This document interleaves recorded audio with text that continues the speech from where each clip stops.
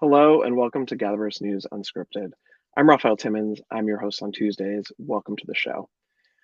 As the development of AI continues to power on, we've seen some of these discussions about the big picture, broader implications of what AI is going to mean for the future of humanity. We've seen Elon Musk, Bill Gates discussing this. Are we headed towards a sort of apocalypse, a Matrix Terminator kind of endgame scenario, a huge disaster? But today, I wanted to focus on what we're seeing in the immediate, in the present, concerning AI and workers throughout the world. So Priya David Clemens, GatherVerse News' executive producer, is going to join me, and we're going to get into it. Hey, Raphael. I think by the end of this show, we might actually get back to that like Terminator, end of the world, apocalypse type conversation, because there are so many concerns right now about where this technology is going. So let's see where we end up, because I know we've got a lot of news stories that we want to get through today. And we're going to kick it off with some concerns about how much people are really being paid to do some of the work out there, a labor discussion. Absolutely. We saw a story just come out from NBC News. They interviewed this young man from Kansas City, Alex Severo. He's a contract worker for OpenAI and their ChatGPT software in particular. Now, Alex has expressed concerns about the fact that he's only paid $15 an hour with no benefits, while OpenAI seemingly is creating this product that stands to make billions, or who knows, even more, probably just billions. But he has major concerns about how he's getting paid right now and the benefits that he has. Priya, do you feel like this may be justified? I mean, yeah, definitely billions plus. I think Microsoft has invested like 11 billion or something into OpenAI. It's like crazy amounts of money. It's a question when you look at like the federal minimum wage. Even here in California, the minimum wage for all businesses in 2023 is $15.50 an hour. So 15 is not that far off. And in Kansas, we're talking about like $7.25 an hour for minimum wage. I do wonder about that, the pushback. How much should contractors be making if they're working in other places? What is the work that they're doing? I don't think we have a system set up whereby right now everyone who works in a corporation benefits from the upside of that corporation equally. Like, that's just not how capitalism is set up to work. On the other hand, we certainly see problems with capitalism and the system of labor that we have right now that has created these enormous wealth gaps that are just continuing throughout the nation.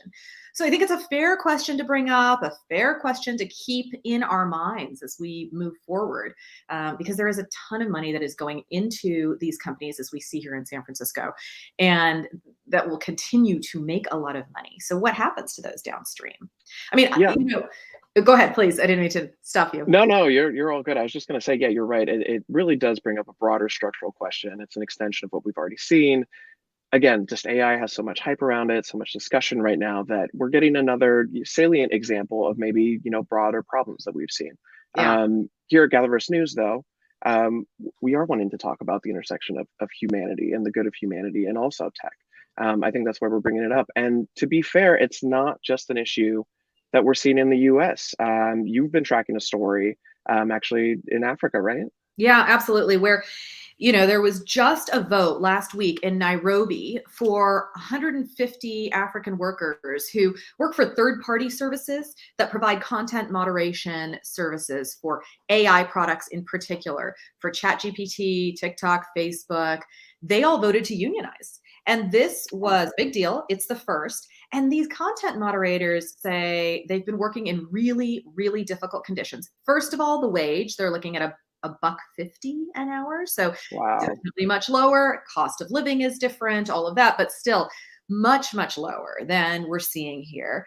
Outsourcing work has been also part of the model of American business for a while. And we've seen that. And a lot of times people choose to kind of look away, right? And so, as you're saying, we want to make sure we bring this to light and have people be aware of what is happening and where the work is being done and how it is being done that supports these systems that are becoming part of our lives every day. So the wages are tough. The work itself is also really difficult, right? People who are working in these content moderation services, they are seeing the worst of the web. They are seeing horrible images from all Yeah. sectors.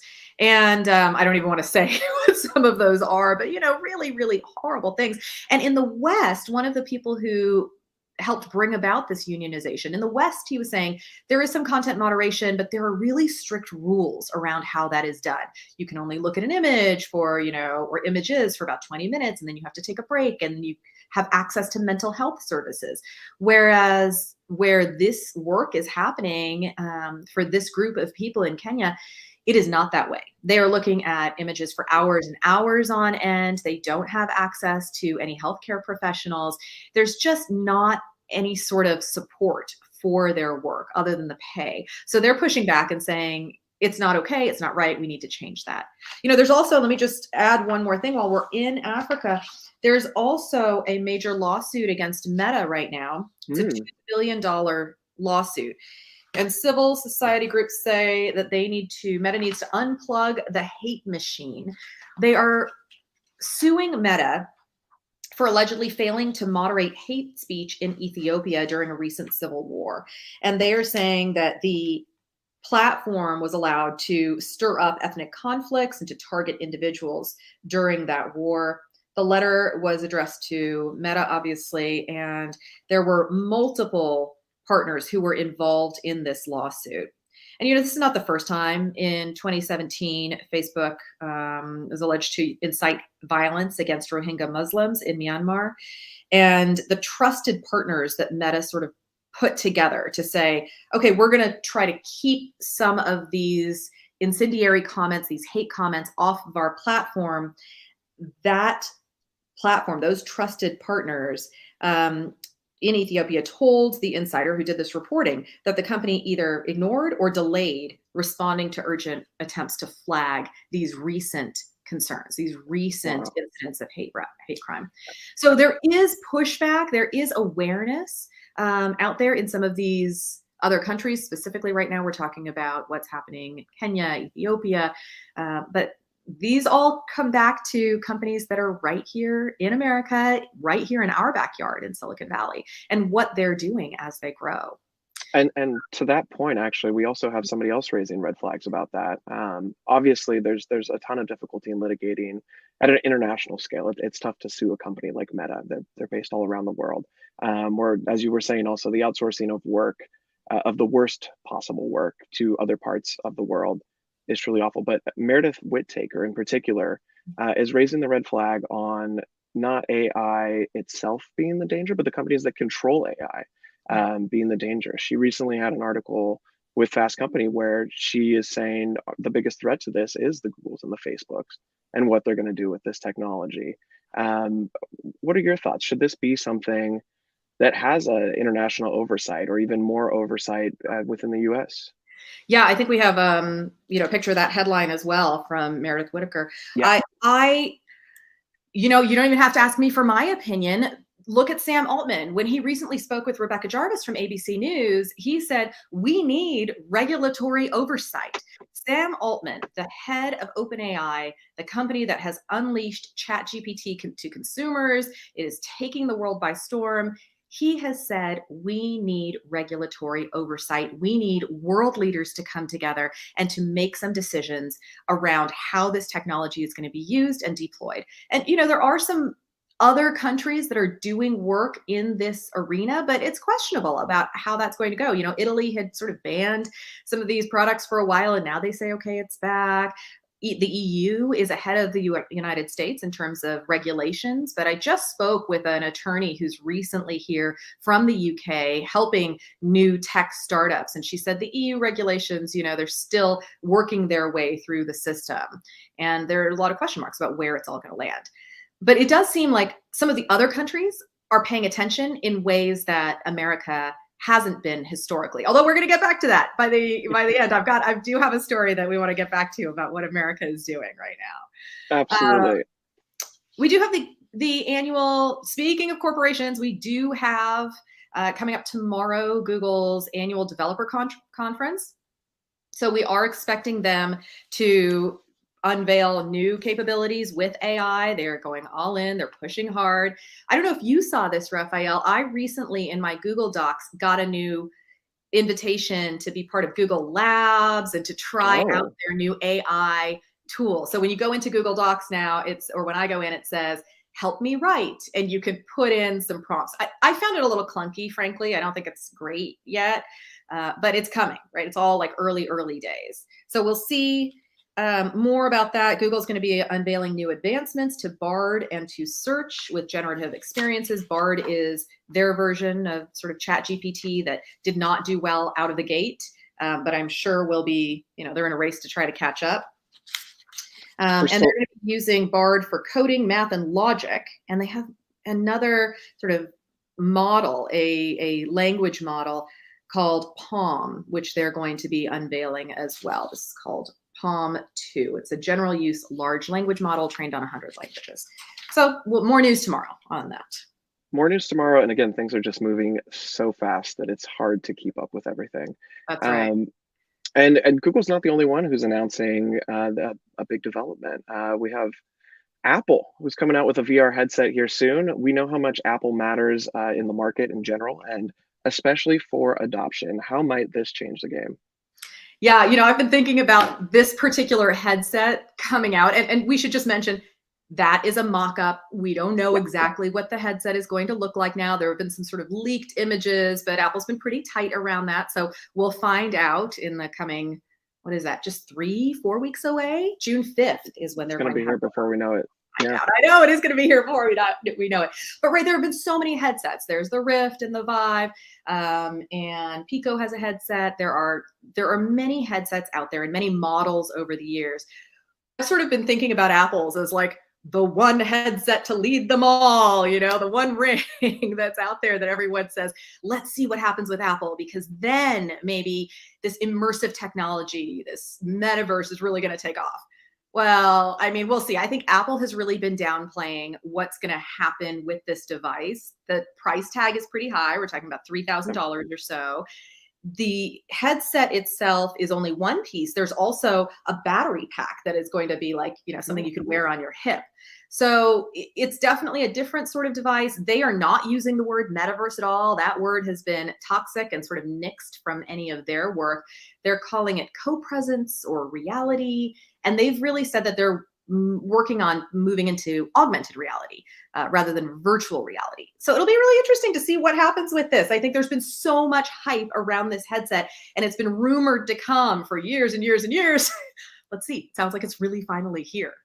So it's another piece to consider. Do you think you'll try it? I think I will. I'm an Apple guy. I have the whole Apple ecosystem. And I think if somebody can bring VR into our lives on a regular basis, it's probably going to be Apple. So again, I'm very excited to see what happens with this. Just to pump the brakes really quickly, though, as we're seeing all these new technologies kind of come into the fold and become part of our lives. Who knows? Maybe by the end of the year, we'll all be in VR all the time. Maybe we'll do Christmas over VR. Who knows? Apple might make it happen. But with that in mind, there has been, again, people raising red flags. And one of those people in particular has been Tristan Harris. Priya, tell us about his recent visit to Congress. Right. So Tristan and a partner, they created The Social Dilemma, if any of you have seen that movie. And they recently came out with a talk called The AI Dilemma. And they are talking about the concerns that they have for how technology is changing our society. They run the Center for Humane Technology here in Silicon Valley. And just a month ago, they went to Congress. And let's listen to what Tristan Harris had to say as he's warning legislators about, looking back at what happened with Cambridge Analytica and the data that was released from that scandal, and what we're looking at now coming forward, and how companies can really use so much knowledge, scanners within headsets, what they're seeing us click, and what that does to our sort of feedback loop in society. That was an event in which, based on your Facebook likes, based on 150 of your Facebook likes, I could predict your political personality, and then I could do things with that. The reason I described in my opening statement that this is about an increasing asymmetry of power is that without any of your data, I can predict increasing features about you using AI. There's a paper recently that with 80% accuracy, I can predict your same big 5 personality traits that Cambridge Analytica got from you without any of your data. All I have to do is look at your mouse movements and click patterns. So in other words, it's the end of the poker face. Your behavior is your signature, and we can know your political personality. Based on tweet text alone, we can actually know your political affiliation with about 80% accuracy. Computers can calculate probably that you're homosexual before you might know that you're homosexual. They can predict with 95% accuracy that you're going to quit your job, according to an IBM study. They can predict that you're pregnant. They can predict your microexpressions on your face better than a human being can. Microexpressions are your soft reactions to things that are not very visible but are invisibly visible. Computers can predict that. As you keep going and you realize that you can start to deep fake things, you can actually generate a new synthetic piece of media, a new synthetic face or synthetic message that is perfectly tuned to these characteristics. And the reason why I open the statement by saying we have to recognize that what this is all about is a growing asymmetry of power between technology and the limits of the human mind. My favorite sociobiologist, E.O. Wilson, said the fundamental problem of humanity is that we have Paleolithic ancient emotions, we have medieval institutions, and we have godlike technology. So we're chimpanzees with nukes, and our Paleolithic brains are limited against the increasing exponential power of technology at predicting things about us. Right, so fascinating. I love that quote as well, right? How are our brains catching up with everything that is changing in our world? And I'll just say, kind of following all of this, just in the last week on Thursday, Vice President Kamala Harris met with the heads of Google, Microsoft, OpenAI, and Anthropic at the White House, all companies that are developing artificial intelligence, and President Biden apparently dropped by as well. And they talked about, how they can look at these ethical considerations and the concerns and how to make sure that society stays safe, even with these new technologies. I'm not even sure what that means, what safety looks like. But the Biden administration has announced an investment of $140 million to establish 7 new AI research institutes.